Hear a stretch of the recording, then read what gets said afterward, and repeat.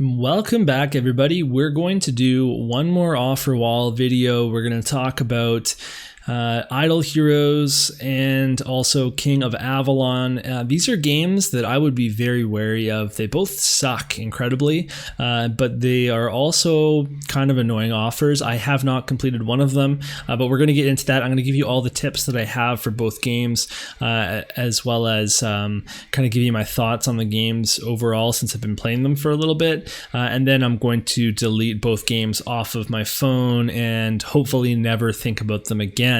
So with that said, let's get into this video.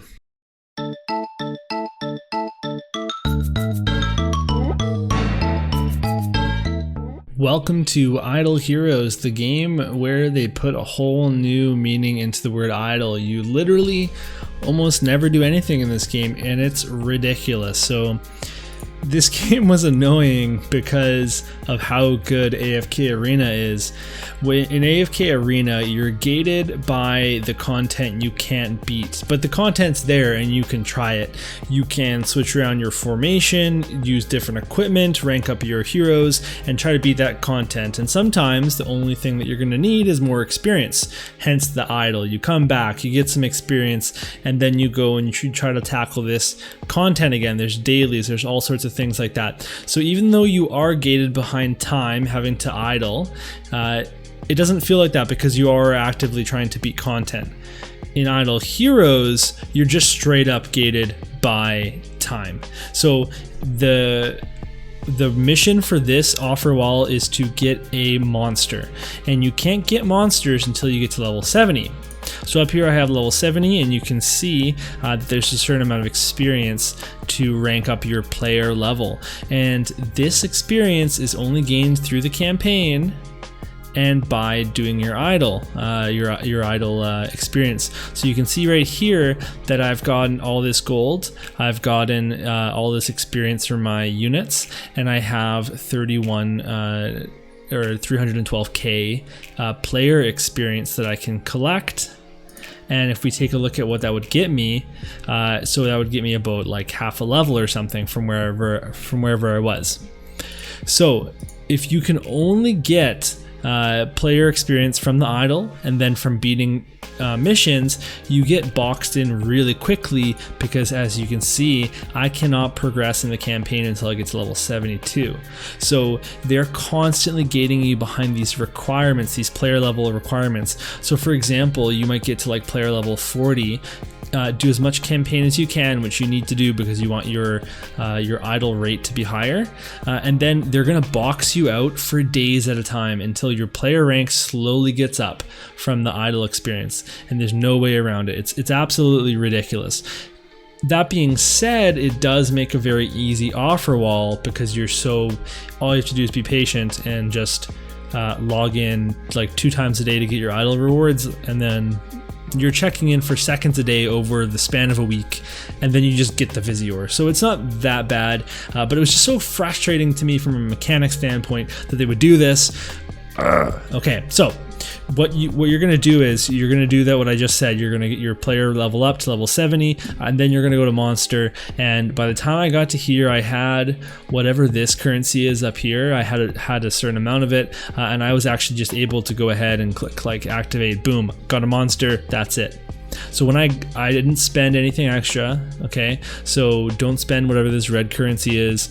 By the time you get to rank 70, you'll just get a monster, and then that's it, you're done. Okay, so the only things you really have to do in this game, besides the idle, is you're gonna probably just want to get a bunch of heroes, and they give you so much experience. You're never gonna be hurting for experience or gold, so you can really just, as soon as you get a hero, you can just hold this down and level them to max, and then rank them up with this currency. Again, I never ran out of experience. I never ran out of this currency. The only thing I ever ran out of was gold, but then again, you get more gold so quickly. So just to make sure that you can do like the missions, make sure that you are doing ranking up your guys, and they give you a ton of free units, so you really don't have to mess around with very much other parts of the game. There's like your login rewards and your gifts and your check-ins, and there's little stuff you can click, like there's some PvP, there's your like beginners boot camp where you can just claim all this these rewards. Like I just got a 5-star hero there, no problem, but that's literally it. There are so many things and they don't explain what any of them are. This game just feels like a really cheap version of AFK Arena in the worst way, and I don't know if it came before or after, but it honestly is just, it was so frustrating to me. But as an offer wall, maybe it's going to be worth it if you don't mind just occasionally checking in, but yeah, this game is being deleted as soon as I'm done with this video, so that's that.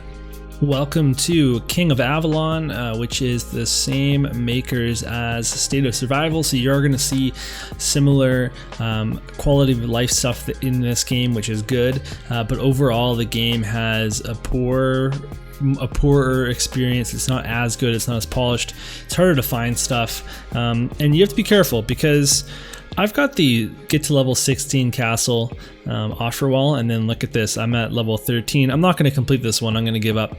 So look at that, I have 26k wheat and 36k wood, and I need to get to 3 mil, and that's going to be a full day upgrade for this level, and I can't even hold in my storage close to 26, or sorry, close to 3 mil, close to even 1 mil.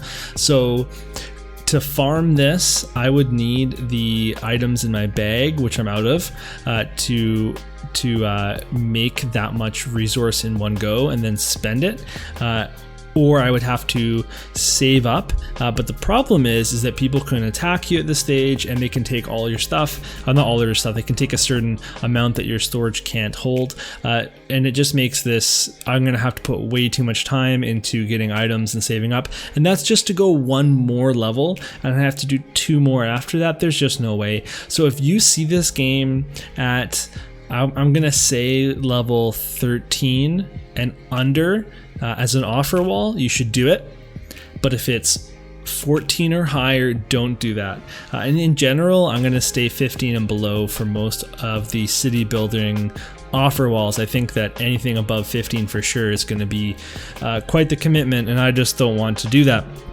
So in this game, it's going to be really important that you get a second builder. So you can see I have this second builder icon on the left there, the extra builder. You can hire it for 4 days for 500 gold, which they give you a bunch of. So 4 days of having 2 builders is really important. And you can see I've got 2,300 gold there, and then I've got another 200 here. So that I've got gold. I could always have a second builder, and you're going to want that. You're going to want to have a second builder, do one really large upgrade at a time, always have research going over here at your university, and then you see all these buildings. We can go out to the farmlands here, all these buildings, and then back up over to the where we're training troops. You want to have one of those going at all time, and if you're constantly keeping your city up at the whatever the cap is, then you are going to be good to go for future upgrades on your castle. So I think the second builder is pretty much necessary until you get to a certain point where you're low on resources and you can only build one thing at a time anyway, which is kind of where I'm at. But definitely use the gold, use the second builder. But yeah, there's so much stuff here. There's a dragon up here that you can that's part of your party. There's some hero collecting stuff where you summon these heroes, and there's war mechanics. There is dungeon crawling up in this top left corner. You see that little boot there? There's like an actual dungeon crawling thing where like when you go in, it's actually going to be, so if I go in here, we'll take a look at it. It's kind of funny. It's like one of these things where you can move in. There's like these little fights. You can use skills. It's not fun, but it gives you rewards, so you do it. There's a whole crafting system and all of this stuff. So we're gonna step out of there. So really my advice for this one, if you're going to do it, always have your second builder. Make sure you look around. There's so much on this map and it's not labeled. So make sure you're looking around for all the different things. Do the event quests, do the all the milestones, and it will come together. There's a lot of stuff on timers. This game takes more check-ins than any city builder I've done.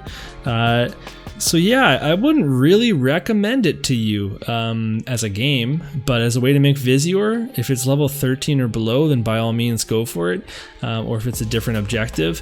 But if it's get your castle to level 16, then you can get right out of town with that, because it's just dumb. And I'm done. I'm done with this game. It's getting deleted. So these 2 games I've shown you today, I would be wary of them. I mean, so Idle Heroes, you can complete it, and it's just a really bad game. This one is just, it was frustrating, so be aware of that. And let me know if you had different experiences with these games since I've done these offer walls, or half done them. I've heard that both games have had different offers that are easier. Those were never on offer for me back when I was looking, so apparently there are easier offers to go for now, so look for those for sure, but otherwise be very, very wary of these offers. And this might be my last offer wall video for a while, because I'm not doing any right now. FFT has come and gone, and I've done pretty well, as you may know, so I will do some more offer walls in the future, and I'll show you another video or 2 when we get those all done, but for now I'm just going to be enjoying playing my 2 War of the Visions accounts, and then maybe kind of dabble in some games that I've wanted to try anyway, and we'll see how that goes. Of course, Tales of Crestoria too. So let me know if this was helpful. Let me know with a like, a comment, subscribe. Those are all mandatory now that it's a verbal contract that you've come this far, and we'll see you next time. Thank you so much for watching this video. You can show your support with a like and subscribe, and by checking out my Patreon at patreon.com/MysidiaGaming. Until next time, keep it real, Mysidians.